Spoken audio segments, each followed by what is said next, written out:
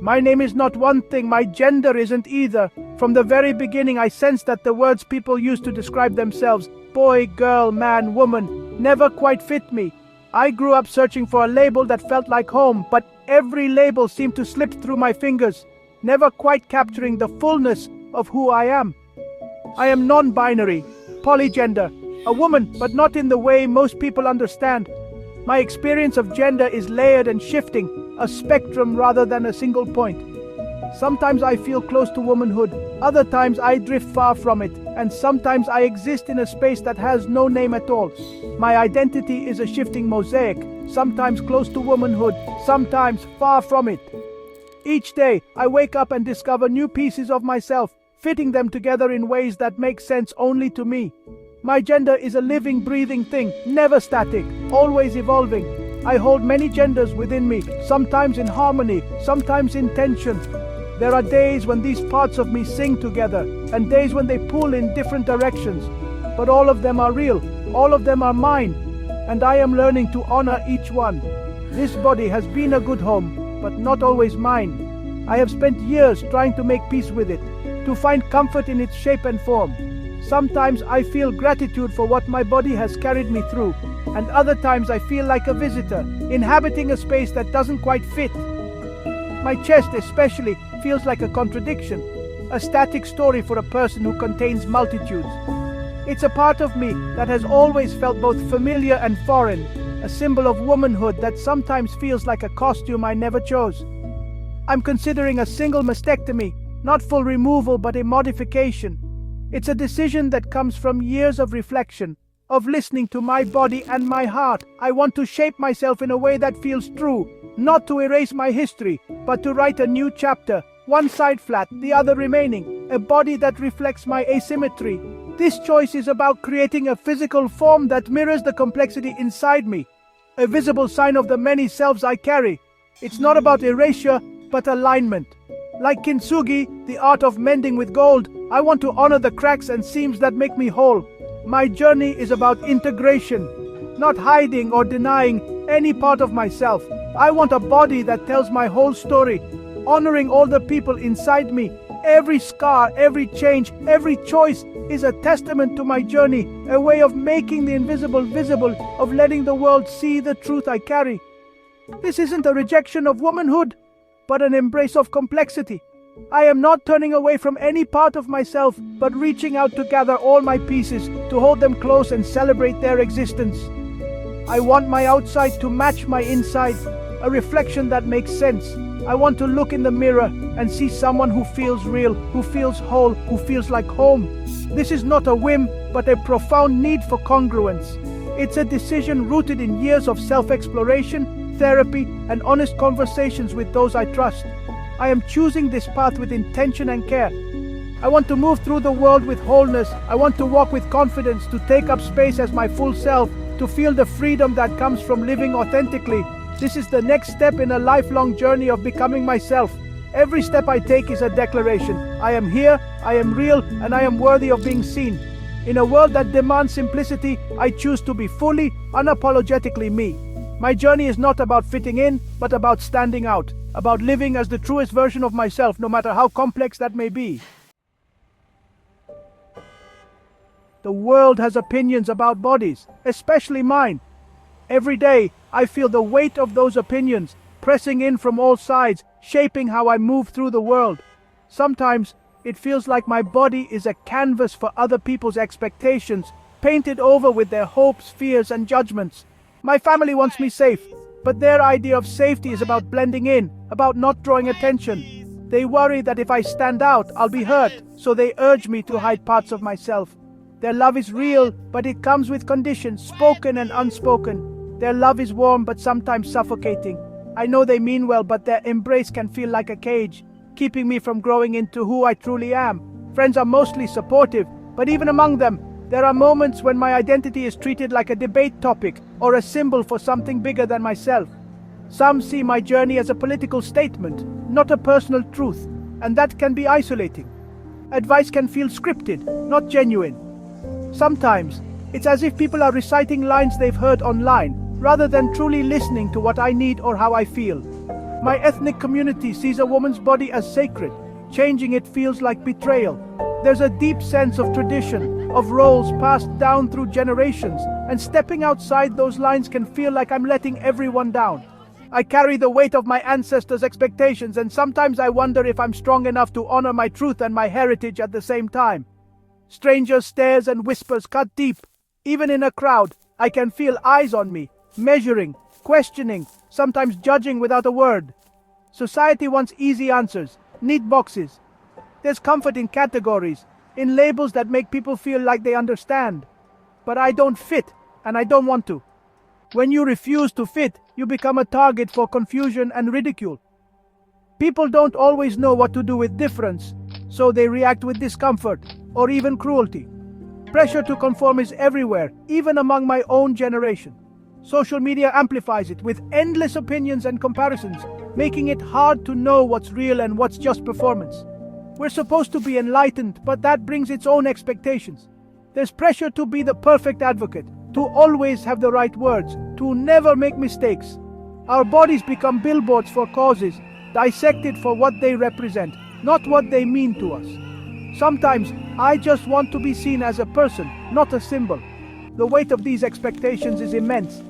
It's exhausting to carry so many hopes, fears, and projections that aren't my own. It's like walking a shifting path, with voices pulling in every direction. Some days I feel lost in the noise, unsure which way to turn. I'm expected to be smaller, simpler, less myself. The world asks me to shrink, to make others comfortable, to erase the parts of me that don't fit their story. But I can't be less than I am. I owe it to myself to take up space, to be whole, even when it's hard. I have to find my own way, even if it means walking alone for a while, because in the end, the only approval that truly matters is my own. Even in activist spaces, the pressure is intense and unrelenting. These are supposed to be places of solidarity and understanding, but sometimes the expectations feel even higher here than anywhere else. There's a constant sense of being watched, measured, and evaluated, not just by outsiders, but by those who claim to be on your side. There's a script for what a good trans or non-binary person should be.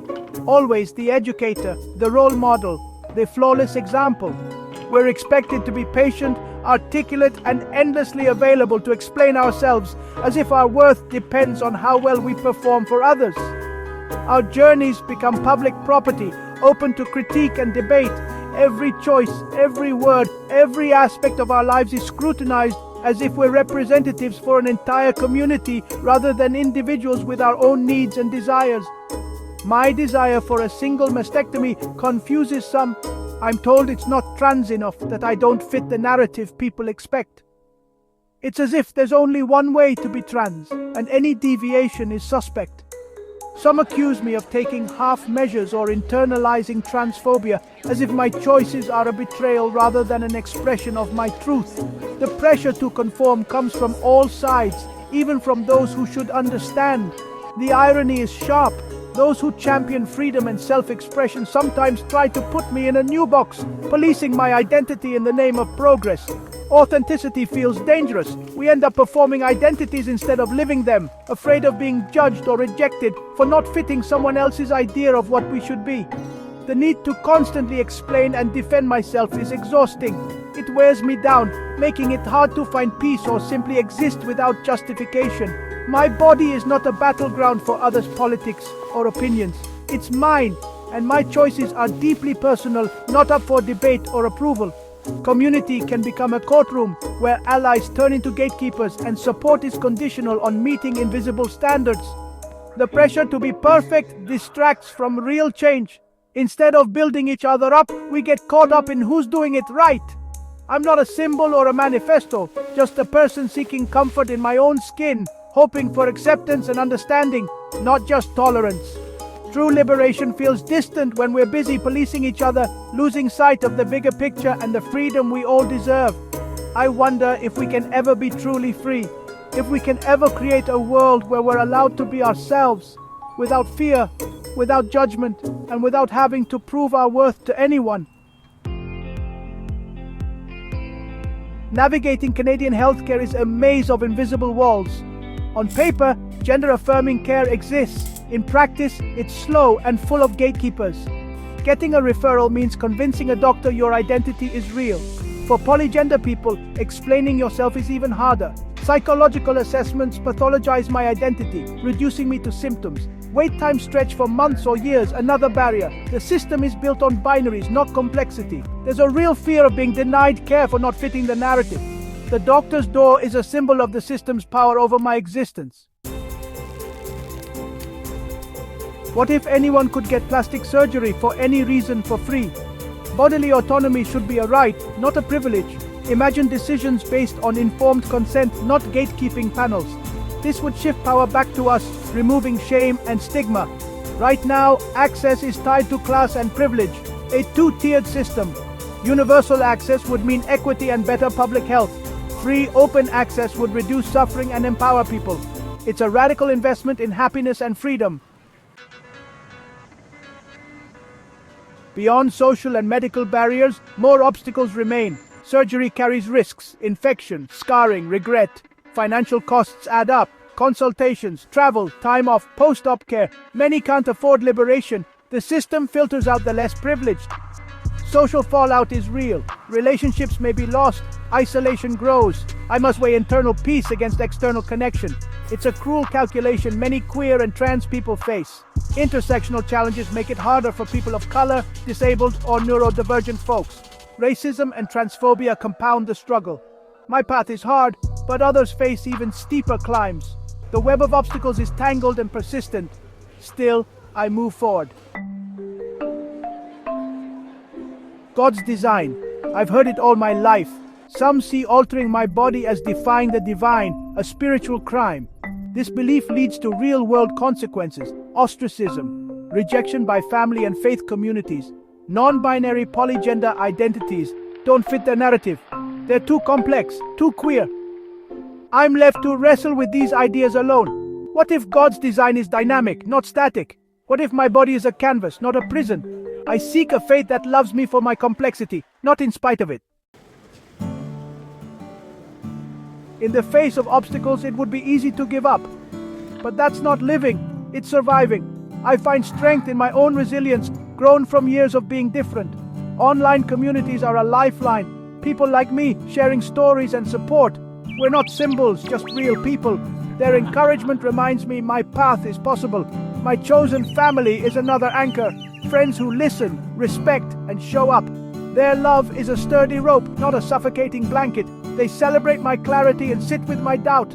They'll drive me to appointments, bring soup, defend me. Their acceptance counters the rejection I fear. Ultimately, my deepest strength is my own resolve. I am committed to authenticity, no matter the cost. This journey is an act of self-love, a promise to myself. My conviction is my compass, my anchor. I keep going because I know who I am. I stand at a crossroads. One path is easy, staying the same, keeping others comfortable but losing myself. The other is steep, full of obstacles, gatekeepers, judgment, risk. It's the harder choice, but it leads towards me. It's a path to a body and life that reflects my truth. The question, is the destination worth the climb? The fear is real, but hope is stronger. The pain of staying the same outweighs the fear of change. This journey is about claiming my right to exist, fully and unapologetically. The climb is hard, but the destination, home in my own body, is worth it.